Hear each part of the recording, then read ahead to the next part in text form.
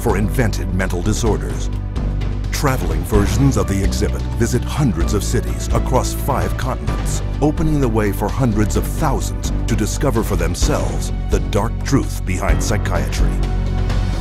What is today a global human rights movement began more than 30 years ago with a fight for the freedom of one individual, Victor Ghiori, forcibly committed to a Pennsylvania psychiatric hospital.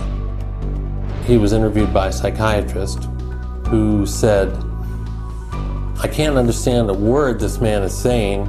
He's incoherent. Obviously a paranoid schizophrenic. Commit him," which they did. Now, he wasn't babbling incoherently, he was speaking Hungarian. We filed a lawsuit against the hospital. In the middle of the case, the doctor, who was the head of the hospital, stands up and he says, "We want nothing more to do with Victor Ghiori." The release of Victor Ghiori was the first of thousands of cases throughout the world, helped by CCHR. CCHR challenged involuntary commitment laws throughout the United States and internationally, and what we found was that people were being incarcerated without any legal rights. They had no right to an attorney. They could be drugged, shocked, lobotomized without their consent. Example, Australia, 1977, where CCHR exposed a psychiatric practice called deep sleep treatment. Patients were being knocked unconscious with a cocktail of barbiturates and other psychiatric drugs, and they were being subjected to electroshock treatment daily, sometimes twice daily, without their knowledge. Deep sleep treatment had led to 48 deaths. It was CCHR that investigated it, exposed it, and fought for over a decade until deep sleep treatment was banned. In South Africa, CCHR exposed psychiatric camps where mental patients were kept and brutalized and then farmed out as slave labor. In Italy, CCHR worked with legislators and the media, conducting raids on psychiatric hospitals, the conditions of which were barbaric, and CCHR got them shut down. In Japan, CCHR exposed the financial crimes of psychiatrists and hospitals that were defrauding the government and taxpayers. The guilty were tried and the hospitals put out of business. And in the United States, CCHR uncovered a billion-dollar fraud in the nation's largest chain of private mental health facilities. 600 federal agents conducted raids across 20 states. Dozens of prosecutions ensued, millions in fines imposed, and the entire chain of corrupt hospitals was bankrupted and permanently closed. And behind every public warning you see today about psychiatric drugs is CCHR.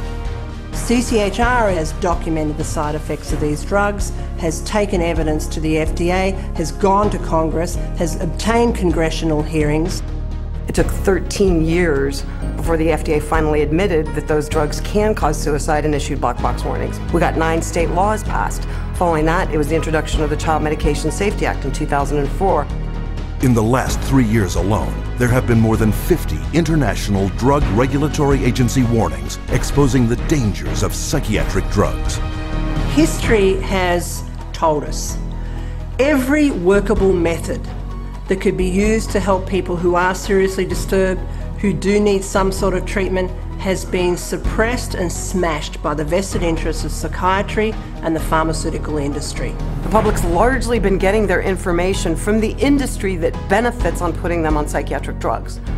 It's an advertising campaign. It's not science, it's marketing. CCHR is causing things to change by being champions for a growing number of well-intentioned people who are risking their professional careers to speak up against the abuses of psychiatry. Having that support from a group like this has made a tremendous difference in what I feel personally that I've been able to accomplish. So I think of CCHR as fellow soldiers. I'm unaware of any other organization that does the kind of work that CCHR does, particularly on the scope and the level that they do. CCHR has been very effective at moving the ball down the field.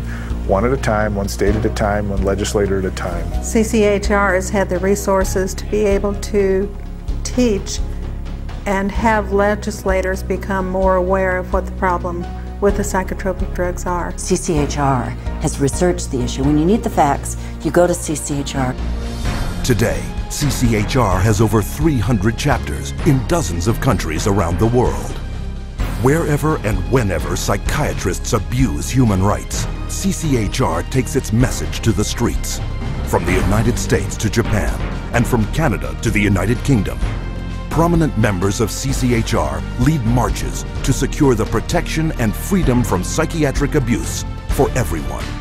It's essential that CCHR does their job and gets the support to do their job, because the extent to which they do, the whole vehicle that's out of control about psychiatry gets to be contained and gets to be eliminated.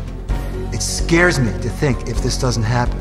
I've seen up close what it's like, and it scares the daylights out of me. You have 100,000 people electroshocked every year. You have 17 million children worldwide taking mind-altering drugs. You have people being involuntarily committed every 75 seconds, and it's all under the guise of mental health. The only way that you are going to get humane treatment into the mental health system is to take psychiatry and the vested interests out of the picture.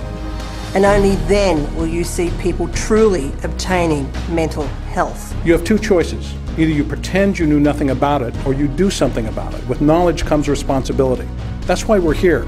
That's why people are joining forces with CCHR. Thousands from every faith and walk of life have already joined.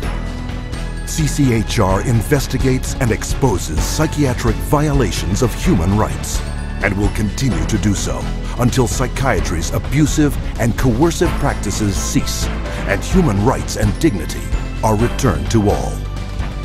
Your help is needed. Join us in the fight.